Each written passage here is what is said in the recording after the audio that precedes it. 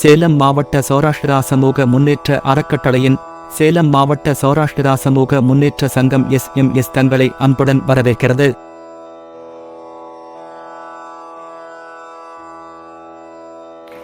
அடுத்ததுగా ரித்திகா வையத்து வாழ்வீர்கள் கேட்க வையத்து வாழ்வீர்கள் நாமும் நம் பாவைக்கு செய்யும் கிரீசைகள் கேளீரோ பார்க்கடலுள் பைய துயின்ற பரமநடி பாடி நெய்யுண்ணோம் பாலுண்ணோம் நாட்காலே நீராடி மையிட்டெழுதும் மலரிட்டு நாம் முடியோம் செய்யாதன செய்யோம் தீக்குறளை சென்றோதோம் ஐயமும் பிச்சையும் ஆந்தனையும் கை காட்டி உய்யுமாறே உகந்தேலோரெம் பாபாய்.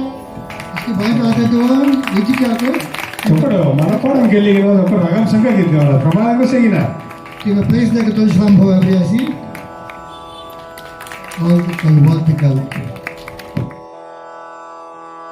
காலே நீராடி மையிட்டு எழுதோம் மலரிட்டு நாம் முடியோம் செய்யாதன செய்யோம் தீக்குறளை சென்றோதோம் ஐயமும் பிச்சையும் ஆந்தனையும் கைகாட்டி உய்யுமாறு எண்ணி உகந்தேலோ எம்பாவாய்.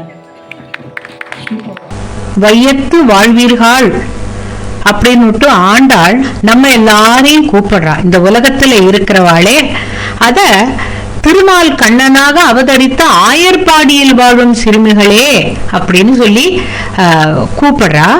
நாம் இந்த உலகில் இருந்து விடுபட்டு அந்த பரந்தாமனோட திருவடிகளை அடைவதற்காக நாம் செய்த பாவையை வணங்கி ஒரு பெண் உருவம் செஞ்சு அவளை காத்தியாயனின்னு சொல்லுவா.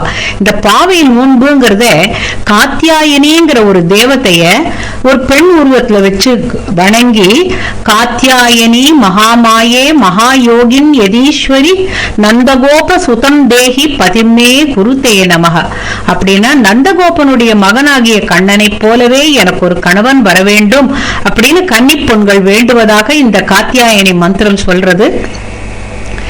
நாமளா செஞ்ச இந்த பாவையை வணங்கி விரதம் எப்படி இருக்கிறது அப்படிங்கிற வழிமுறையை கொஞ்சம் கேளுங்கள், நான் சொல்றேன்.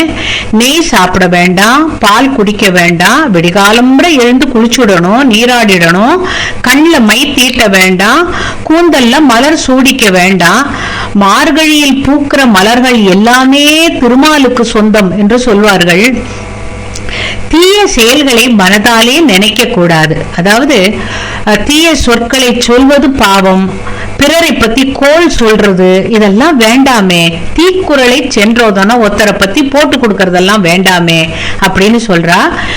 ஐயமும் பிச்சையும் ஆந்தனையும் கை காட்டி அப்படின்னா இல்லாதவர்களுக்கு போடுறது பேரு ஐயம். ரொம்ப முடியாதவங்களுக்கு, துறவிகளுக்கு பிக்ஷைன்னு சொல்லுவாங்க, அத பிச்சைன்னு சொல்றா. துறவிகளுக்கு பிச்சை, ஞானிகளுக்கு இதுதான் நீங்க எல்லாம் கிடைக்கும் அப்படின்னு சொல்லி நாம காட்டி கை காட்டி அந்த அளவுக்கு தர்மம் பண்ணணும். இந்த தர்மத்தை தான் இதுல ரொம்ப அழகா சொல்லியிருக்கா. நாம பாலும் தயிரும் சாப்பிட்டோம் நமக்கு தூக்கம் வந்துடும், சுவாமியை பத்தி நினைக்க முடியாது, அதெல்லாம் வேண்டாமே.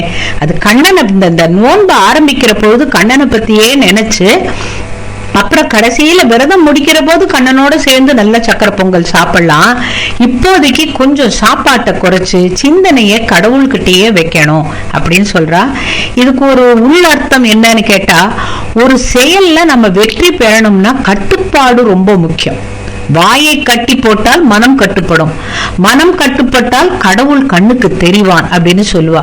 அதனாலதான் பாவை நோன்பின் போது நெய் பால் முதலியவற்றை தவிர்த்து இந்த உடலை கொஞ்சம் சுருக்கி காப்பதுடன் தீய சொற்கள் தீய செயல்களை தவிர்த்து மனசு சுத்தமா வச்சுண்டு இதுதான் நம்மளுடைய கடமை அப்படிங்கிறா. இந்த பாட்டுல 107வது திருப்பதியான பார்க்கடலை பத்தி அவ சொல்றா. முதல்ல வைகுண்டத்தை சொன்னா, இதுல திருப்பார்க்கடலை பத்தி சொல்றா. நமஸ்காரம். இதன் தொடர்ச்சியை அடுத்த காணொளியில் காணலாம்.